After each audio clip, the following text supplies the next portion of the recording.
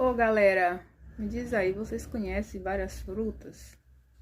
Qual é a fruta que essa mulher tá provando aí agora? Eu mesma nunca provei essa fruta. Já essa daí eu sei qual é. Azedinha que só.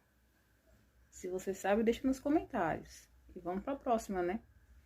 Essa daí é gostosa, mas é azeda, gente. Chega, deixa os dentes doendo depois. Essa é maravilhosa. A maioria que eu já provei é docinha, gente. Nossa, e agora tá na época delas, viu? Delícia.